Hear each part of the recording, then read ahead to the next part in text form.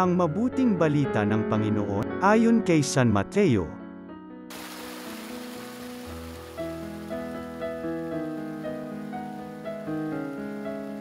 Noong panahong iyon, nang makita ni Jesus ang makapal na tao sa kanyang paligid, iniutos niya sa mga kasama na maghandang tumawid sa ibayo.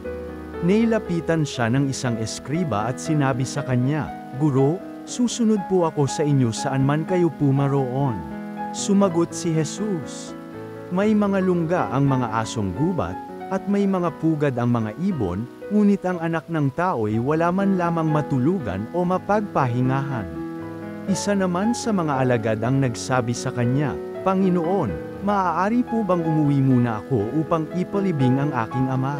Ngunit sinabi sa kanya ni Jesus, "Sumunod ka sa akin, at ipaubaya mo na sa mga patay ang paglilibing ng kanilang mga patay." Ang mabuting balita ng Panginoon.